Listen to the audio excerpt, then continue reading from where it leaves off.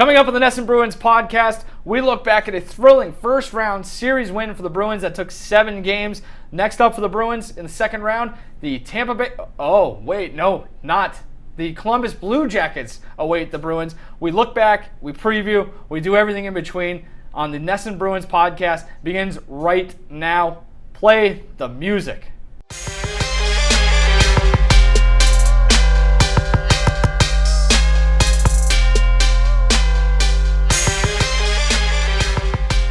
Hey everybody, welcome into the NESN Bruins podcast. I'm NESN.com's Mike Cole, joined as always by my good friend and line mate, Logan Mullen. Logan, we are here to not only look back, but look ahead as well, because the Boston Bruins, it took them 7 games, but they are moving on to the second round of the Stanley Cup playoffs. The seemingly annual tradition of a Bruins-Leafs Game 7 in the first round at TD Garden. So you and I are kind of scrambling here, because there's not a whole lot of turnaround time for the Bruins or ourselves. No, I think even planning this podcast started with an email at like midnight last night. Right. So the Bruins played Game 7 against Toronto Tuesday night. We are recording this Wednesday afternoon, and Thursday night they will be back at the Garden to host the Columbus Blue Jackets in the second round. As we all suspect. Well, I think a lot of us expected the Bruins to be playing in the second round. But we saw it going much differently after the Blue Jackets, or before the Blue Jackets ended up sweeping away the Tampa Bay Lightning. We will get into that a little bit later as we preview the next series. But before we preview, let's do a little review and look back at the 7-game series that we just watched. The Bruins with a pretty emphatic Game 7 win, 5-1, if I'm not mistaken. As you mentioned, a third consecutive Game 7 win over Toronto. The culmination of a pretty strong effort from the Bruins, especially later in the series. Yep. Seems like they kind of finally found their footing in the final 2 games of the series, easily the 2 best games they played the entire series. Very evenly matched, as we kind of alluded to, especially yourself. I think you technically I called said it Bruins correctly. in 7. Yeah, which I guess I got the first 4 games right too. I said both teams were going to go 1-1 at home through the first 4 games. I was kind of surprised with how it kind of shook out, because the Bruins losing Game 1 and then ended up, the home team, it was like a weird volley of serve. It was kind of off of the games that you'd expect it, but whatever. Bruins felt like they were chasing it for much of the series, both in terms of wins and just really the pace of play. Like I said, until we got into Games 6 and 7, really up against the wall. It's almost like this team is better when their backs are against the wall, when there needs to be desperation in the game, than it is when they're kind of expected to play from out in front. And if you go back, looking at the biggest disappointments of the Cassidy/Julian era in the playoffs have come when they've just really failed to live up to expectations. Right. When they're kind of back up against it, that's when I feel we see their best hockey. Yeah, absolutely. And I mean, it was weird just seeing how stark the contrast was between Game 5 and Game 6. Yeah. Like, they laid an absolute Game 5 egg was at home. Maybe the worst game they played all year. Right, in a momentum-swinging game. And then to just turn around and have to play Toronto again in Game 6 in Toronto with, trying to stave off elimination is no easy task. But as you had mentioned, it was just a totally different effort. And it's weird because one thing that we saw all season, and pretty much has been a staple of the Cassidy era, is, his big thing is no passengers, right? Is that everybody's committed. Game 5, it looked like there were quite a few passengers. But Game 6 and 7, it was just a total reversal in the sense that everybody seemed committed. There was plenty of energy. And to sort of flip the switch like that was pretty fascinating. I'd love to be in that dressing room and kind of, especially for like the third and fourth lines, where theoretically it seems like you got a pretty simple job relative to everything else. Why does it seem so difficult sometimes to do that? I think that's like a great mystery of sport, and in hockey especially, where you'll see teams that are in situations where you would expect to get the best out of them. It's a game where it's you have most success when you're flying around. And it just seems kind of muted. It's weird that it happens. Yeah, and what fascinated me too is that, so Game 1 they tried to match speed with the Leafs. That didn't work. Game 2 they come out and they're throwing bodies everywhere, and it's like, oh my God, this is all they need to do. Is like just sick David Backes on everybody and just keep pounding them into the boards and whatnot. But it seemed like thereafter they didn't really stick with that as truly as they did in Game 2. And I found that interesting, especially when it was like, I thought they'd try and do that more in Game 6. They didn't, and it worked out fine. But it seemed like the best game they might have played all series except for 7 was Game 2. And it was interesting to me how they seemingly for just one game stuck with what they had done essentially all year. I think a couple of things. It's the answer to my question probably is it seems like it's much easier to do that on a night in, night out basis than it actually is. Just physically, emotionally, mentally, it's easy for me to say, why don't you, come out throwing your weight around in every game. Especially, the regular season, it's very understandable. Playoffs a little different, but still, you kind of get it. I think they didn't. They've built a team that doesn't necessarily need to play the way that they played in Game 2. I think, that's something that they were kind of pointing to after Game 7 is in Game 6 and 7, they really just got back to playing their game, which is, yes, there's an element of physicality, but a lot of it is that, again, it's so cliche, but we saw it in Game 6 and 7, getting the pucks in deep, getting in on the forecheck, and going from there. And, with a team like the Leafs that can be susceptible to some questionable decisions with the puck, I think that plus the physicality kind of goes hand in hand. They're one and the same to an extent. This is just a little more nuanced, a little more... Right. Well, and I think you were starting to get to it a little bit earlier, but it's like I think we kind of found out over the last 2 games just how important the fourth line is and the bottom 6 in general. Except for the Bergeron empty netter with less than a second left. Every goal in Game 7 was a bottom 6 guy. I won't bore you too much with some Joakim Nordstrom takes, which I'm full of. But him getting put back in that lineup for whatever reason, Chris Wagner just wasn't working out all series, and the energy that they brought in 6 and 7, it seemed to at least set the tone. And you had the Brad Marchand comments, it was last night, about the fourth line being 1A. So I think what we really learned is just how important that group is. And Columbus has a pretty strong bottom 6 too, so the Bruins winning that battle would be pretty important, it seems. It's one of the bigger takeaways from the series, in my opinion, is, and to the same point, is the value of Sean Kuraly. Right. This team, when Sean Kuraly drew back into the lineup, you could start to see the tide turn a little bit, I think.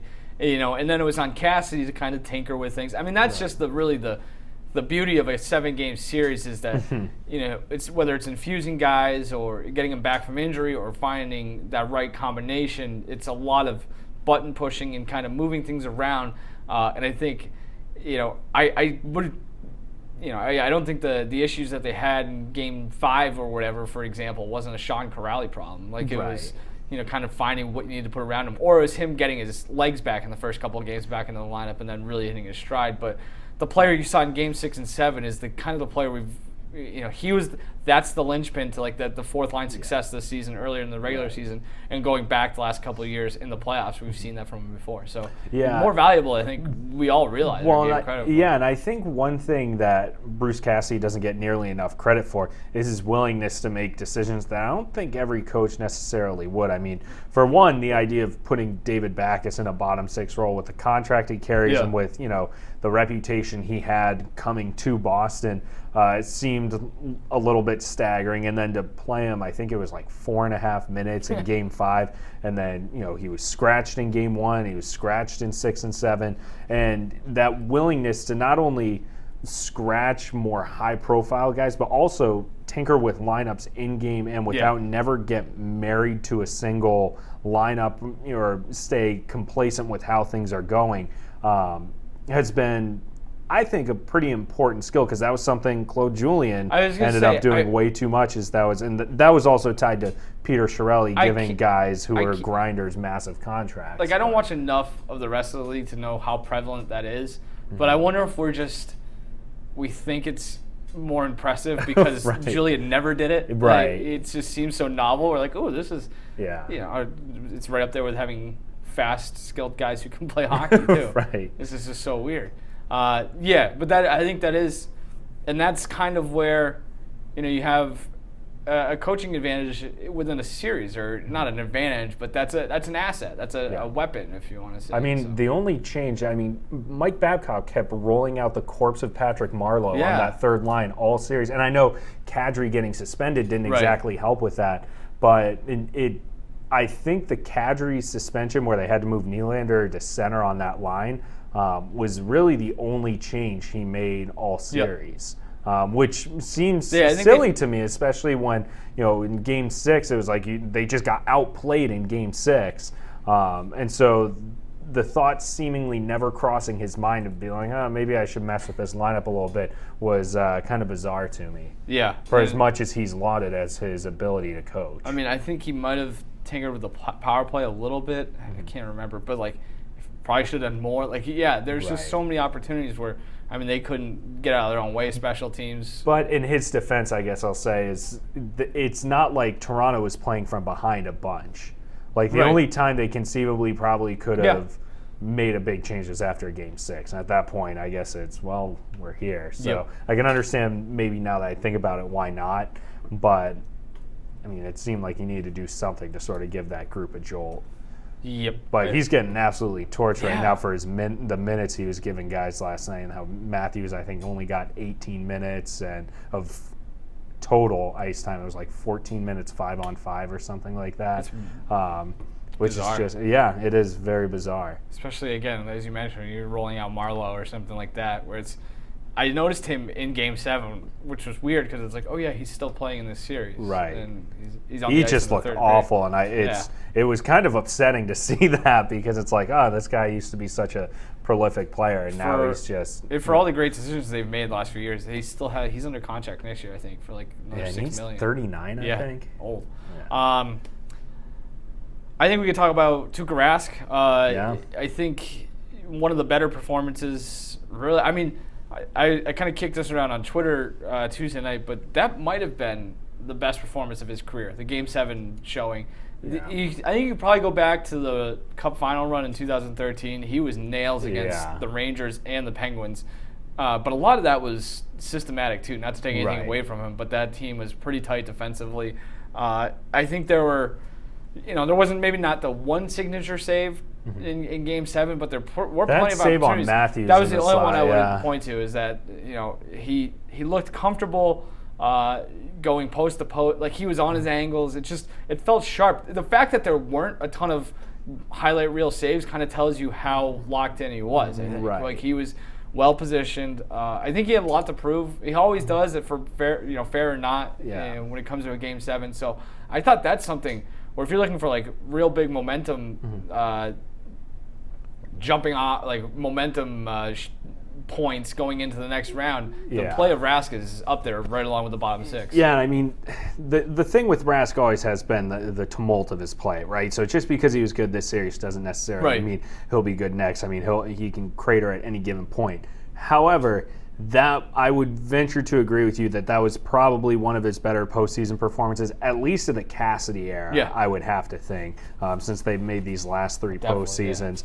But they need that. And he mentioned last night that he felt fresh going in because of the rest and because they were able to lean on Halak so much. So I think going into it, to me, that was telling that he brought that up unprovoked. It seemed all season, it was just wondering, are they benching Rask because he's bad? Do they just want to give him rest? Are they going to stagnate him by doing this? But it really doesn't seem that was the case. And he looked fresh.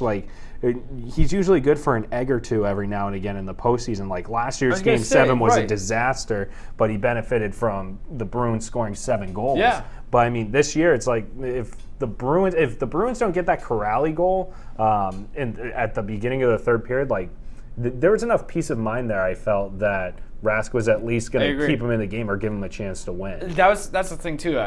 You hit on the point that I was going to make, where there was a couple goals, but again, it's a 7-game series against an offensive, fire-powering team. But there were maybe 1 or 2 goals, and there certainly weren't any stretches of play, sustained stretches of play where you go, what the hell, Tuukka? There weren't any of that. Last year there was plenty of that, especially when they're on the road, especially in Game 7, you mentioned. You didn't see that as much. So that's, again, like you said, it's hard to kind of count on that going into the next round. But at least, I mean, if you're asking me, would you rather feel good or bad about Tuukka going into the next round? I say, well, I'd rather feel good. Right. And, he didn't have, I don't want to knock this defense too much, but I mean, he doesn't have the 2011 Cup winning team defense in front of him. I mean, Torrey Krug is a defensive liability, and these guys all make it up in different ends. But it's like, John Moore's a fine enough defender, and so is Matt Grzelcyk. But I mean, it's not like the Bruins are just loaded with shutdown guys. I mean, you look at the third pairing of Moore and Grzelcyk that they rolled out. Most teams, that third pairing's a bunch of 6-7 goons who are just stay-at-home defensemen, and the Bruins are rolling out a couple guys that are more good skating puck movers. Right. So it's not like Rask was, wasn't seeing anything. I think he saw 32 shots last night, 33 shots, something like that. I still have no clue what happened on the Tavares goal. He thought that somebody got it with a back check because he wasn't sure. Did he get a blocker on that too? It looked like it hit his blocker. I don't think he did. He was high up in his crease too. And it was a weird play though, because Ennis rubbed out more along the boards. Right. And, that was not a good look for John Moore. No, it was not great for John Moore. Getting abused by Tyler Ennis. But, how many goalies are going to make the play on, John Tavares all alone in the slot? Right. There's only so much you can blame him for. So, yeah. Anything else you want to talk about this Toronto series? I mean, I think if you want to talk about concerns, for me at least, the first line, the fact that we're I don't know about the first line right now. Yeah, it was weird because last year. Although I don't know what you want to call the first line. I guess really just I'm referring to the trio of Bergeron, Pastrnak, and Marchand. Yeah, I mean Pastrnak was just absent this series, which is weird because he had such a demonstrated history of demolishing the Maple Leafs. He looked so unsure of every decision he made. Yeah. And it seemed like every decision he made was the wrong one, where it's a couple times wide open, whether it's in the slot or the... But that was the team as a whole. I mean, they passed up, especially in Game 7, they passed up so many shots. I was looking there being like, why? I mean, I was going to use Danton Heinen as an example, where it's like just laying off pucks. Right. It's like, you are in the inner edge of the circle. Shoot the freaking puck. I wonder if it was something they thought the Leafs were going to zig, and the Leafs ended up zagging, and it's it was in the game plan that they were going to try to do something, but... Yeah, I mean, they might have just been trying to do more cross-ice stuff to get Anderson off of his post. I don't know.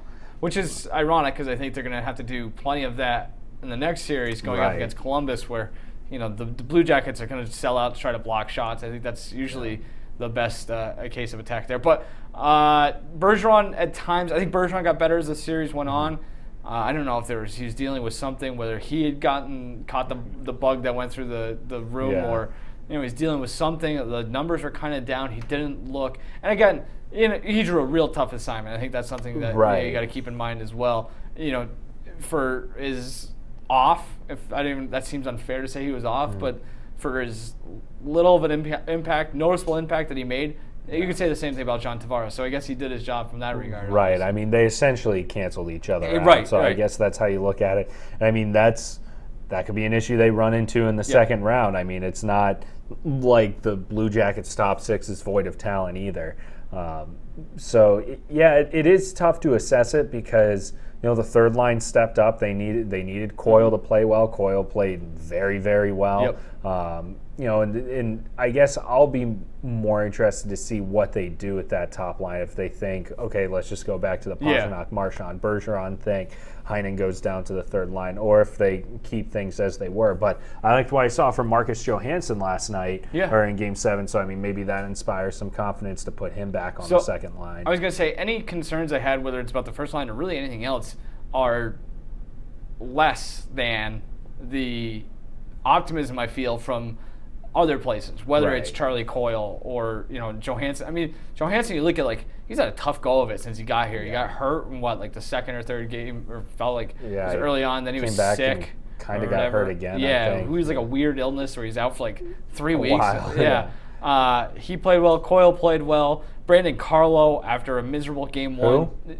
Yeah, I know. I was going to say, you're about 500 for the series after. The Nordstrom one was right.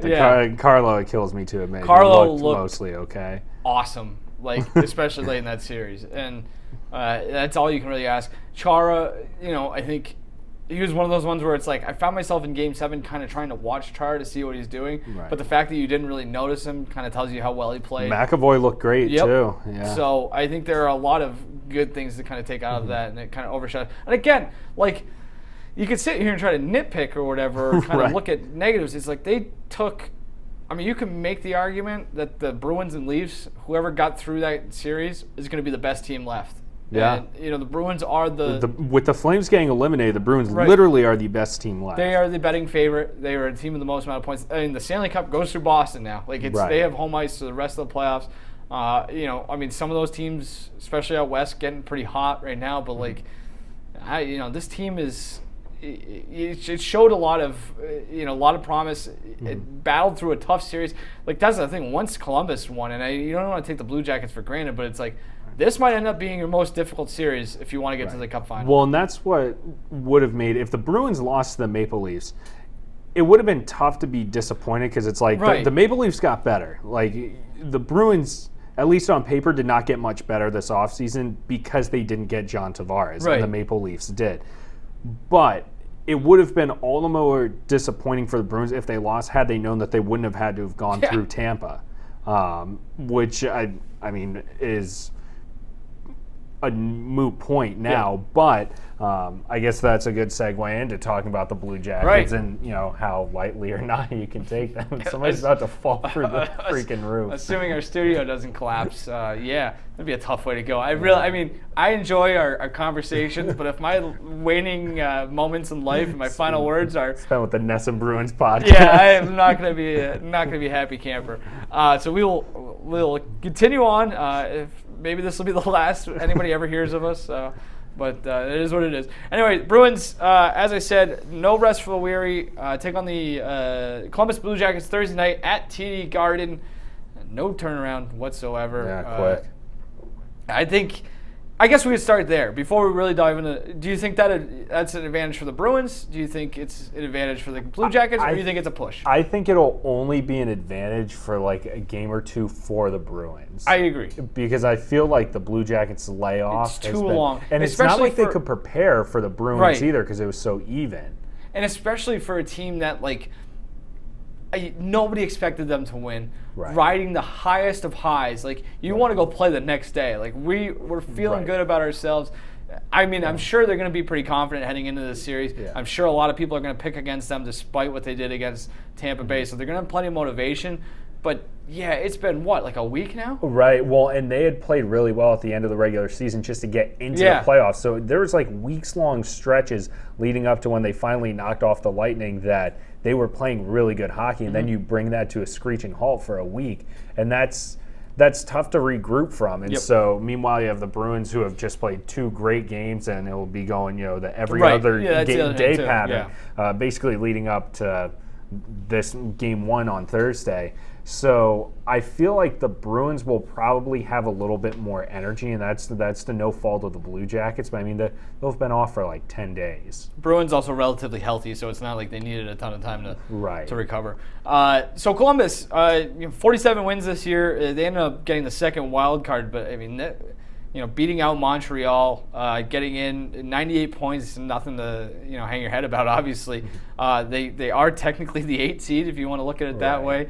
A team that, if you go back 2-3 months, I don't know what month are we in now? April. So if you go back 2 months, 2.5 months, around the trade deadline, we probably talked about this. I mean, I know we talked about them getting Panarin. We talked about Artemi Panarin being a trade candidate. I know that there was talk about Sergei Bobrovsky maybe being a trade. A Florida Panther. Right. Yeah. There's a lot of talk about that. They not only did they stand pat, they went out and added to the team, going out and getting Matt Duchene and Ryan Dzingel from Ottawa. So those guys have played pretty well, especially Duchene. Duchene's been awesome. Yeah, that was a big question for them is how he was going to play in the postseason. I think he led them in scoring in the first round. So I mean that's a whole nother layer. I mean he centers that second line, so that's we had that concern against the Maple Leafs that. How did the Bruins match up the middle? And once Kadri was suspended, that sort of got rid of that. But now, the Bruins, it's not a cakewalk through the forward lines. It at one point might have been. For the most part, and it's interesting. The Bruins and Blue Jackets played 3 times this season. All of those came after the trade deadline, which is a nice way of kind of looking at it down the stretch. Bruins won 2 out of those 3. One of those came in overtime in Boston, the Conor McGregor night. Yep, I was there. If you recall. One of those wins also came early April, like in the last week of the season. Columbus had a chance to clinch a playoff spot. The game was in Columbus, and the Bruins just ran right through them. It was one of the more impressive showings of the season. That also was bookended with one of their worst showings of the season earlier in the year at Columbus, where Rask was pulled after giving up 5 goals on 25 shots or something like that.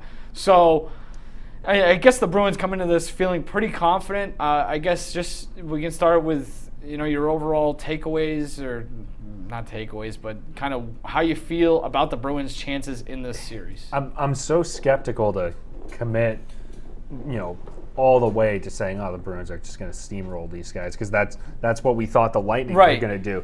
Now, I would say, thinking about it now, the Bruins probably match up better with the Blue Jackets than the Lightning did. I agree. And I think it's going to be a physical series, which the Bruins, if they need to play that way, they can play that way.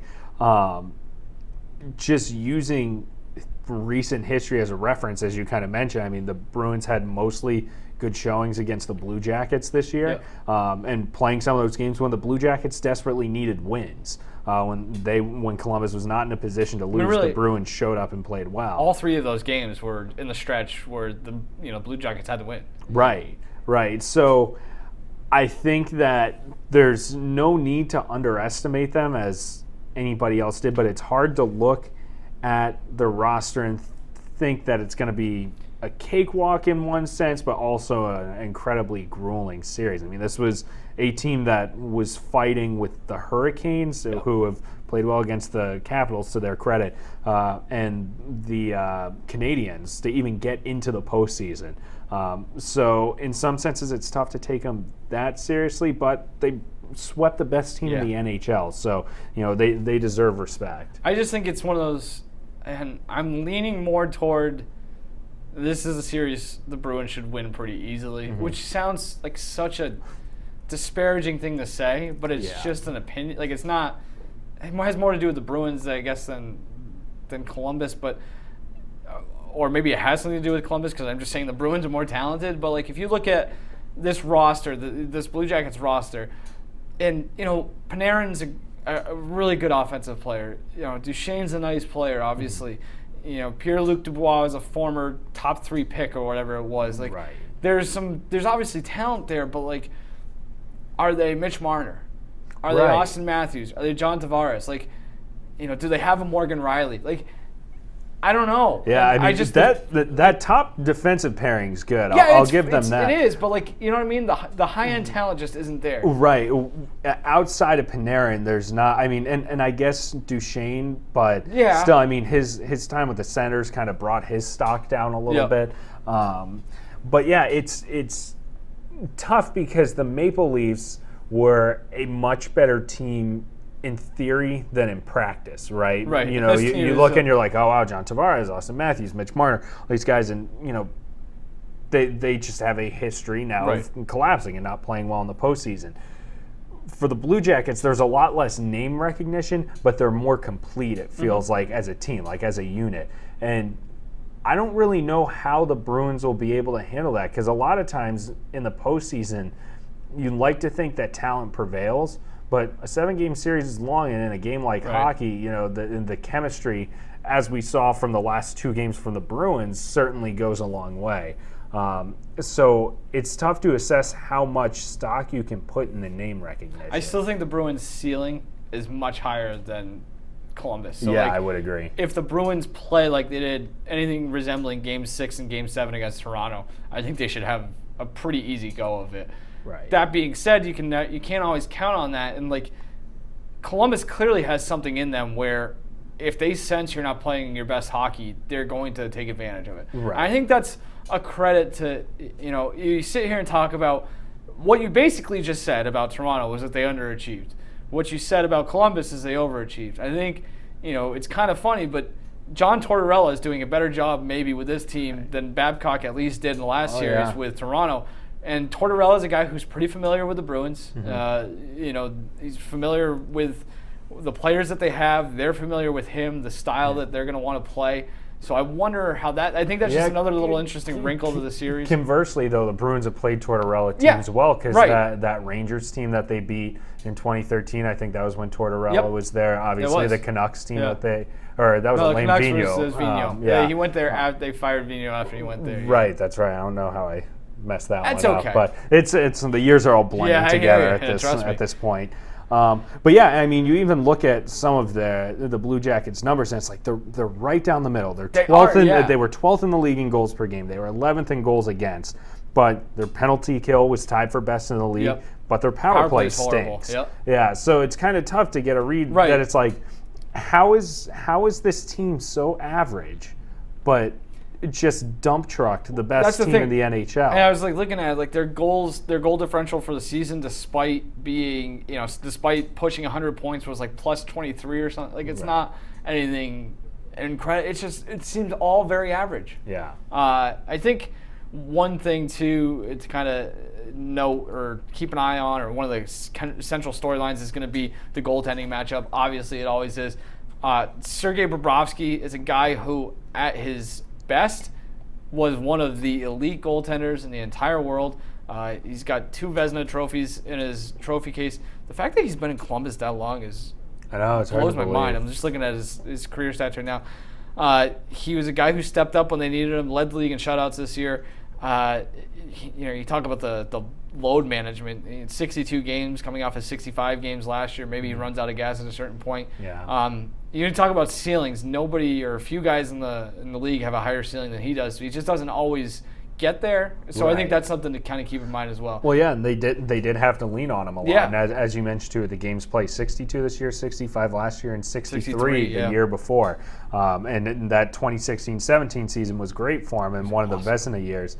But yeah, at a certain point, I mean, it'll be interesting to see how the two different principles balance out. Rask was able to get a lot of time off, whereas Bobrovsky simply couldn't, especially down the stretch, whereas they just had to use him, and that's what he's there for, and that's why he makes whatever is $6.7 million.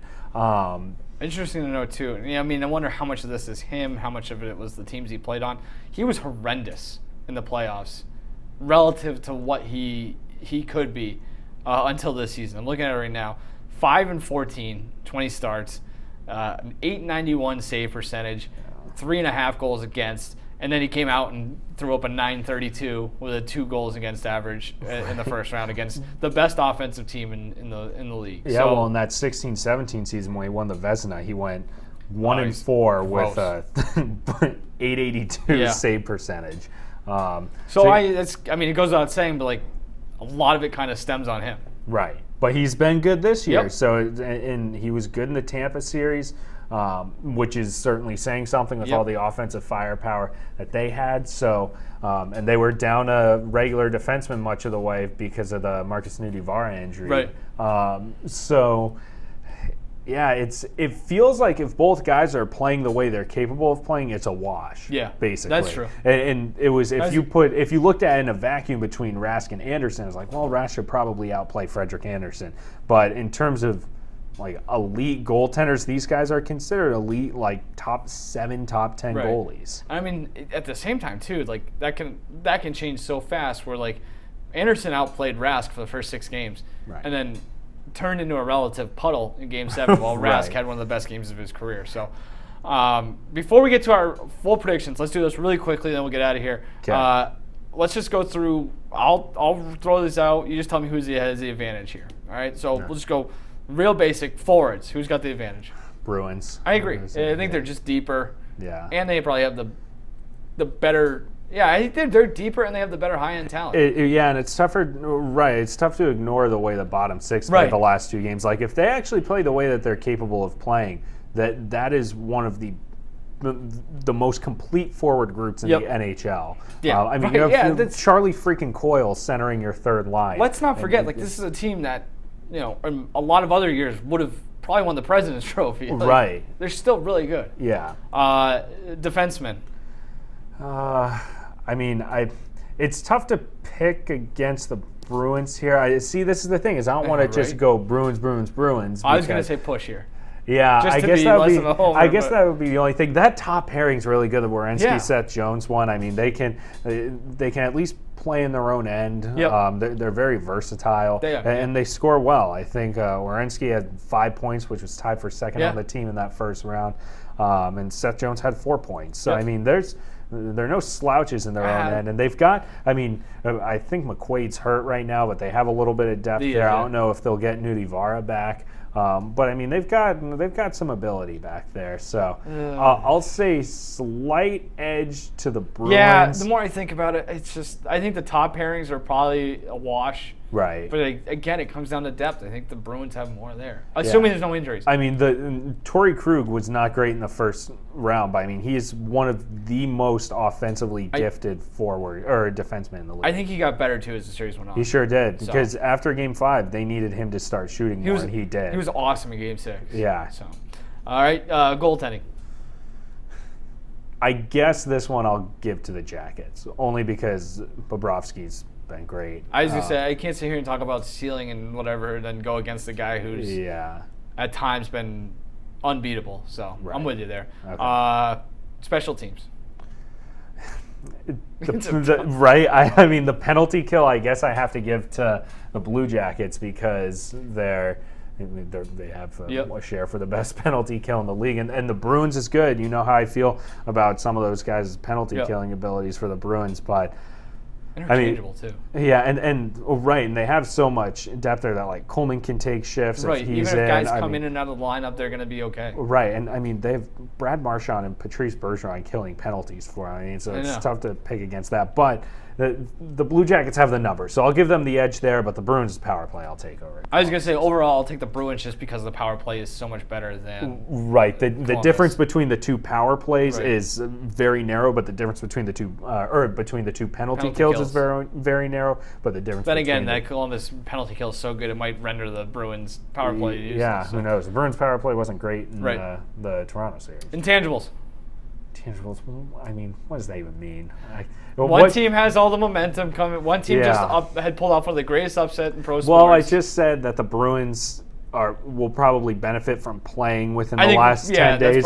So if that's what we're leaning towards, then I guess I have to go with the Bruins. Yep. But I mean, the head rush that the freaking Blue Jackets must have right now from being the President's Trophy winning team that won it by like a mile. Is worth something, but I guess in terms of what have you done for me lately, it would probably have to be the Bruins just because they've played. I just came up with that off the top of my head. I can tell. I guess I don't. I'm gonna move on from that one. And finally, head coach. This is a tough one. God. I'll say in terms of like. For name recognition, it's easy to say Tortorella because he has a history, he's respected, but he's got a cup. He's got a cup. But I feel like Cassidy's just been pushing all the right buttons. I mean, there have been times this year where the Blue Jackets have been very, very bad, and so and make what you will of now, Tortorella dumping on now former player Anthony Duclair and stuff like that. So it's like he's very eccentric and he's had great success because of it, but he's also had some troubles because of it. I'm just going to say this is a wash. This one's so close. I'm going to take the Bruins just because I think Cassidy has a better chance of making the right tweak as the series goes on. It seems far more flexible. I think that's important in a 7-game series.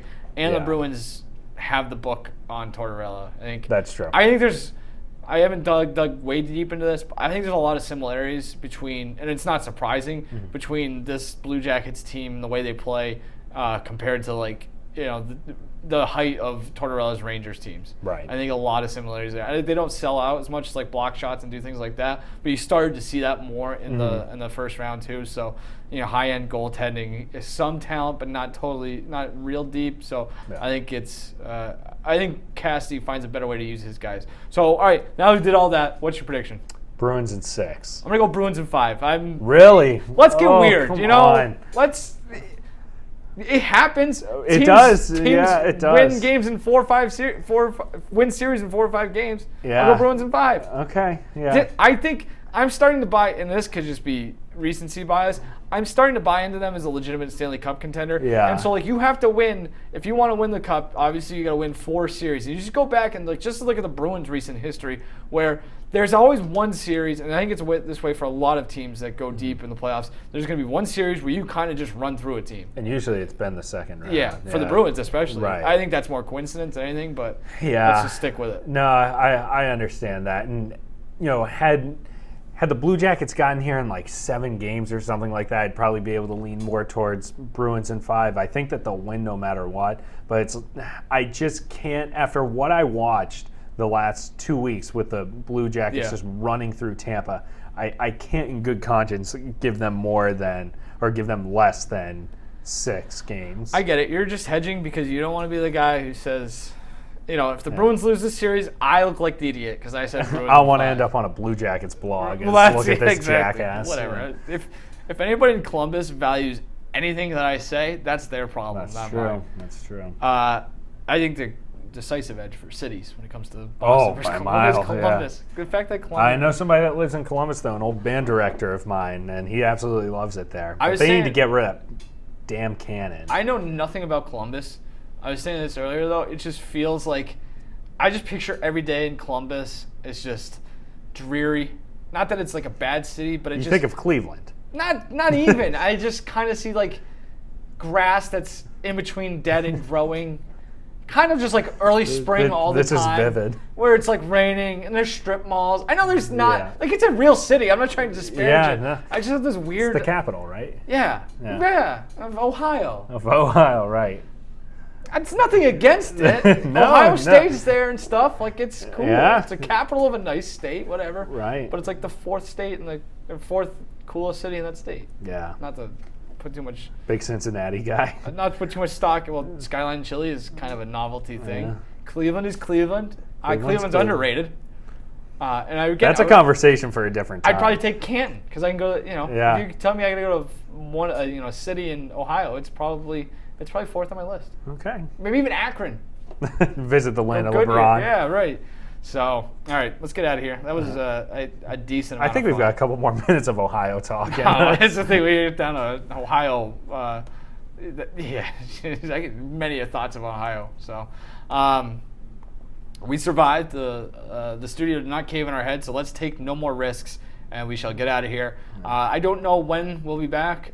Maybe if this series turns into a thriller, we can kind of check in mid-series. Right. We'll see. But if not, we'll either be back to preview the Eastern Conference Finals or do a final autopsy. So cool. It was a lot of fun, Logan. Until then. Let's do it again next time. All right. Adios.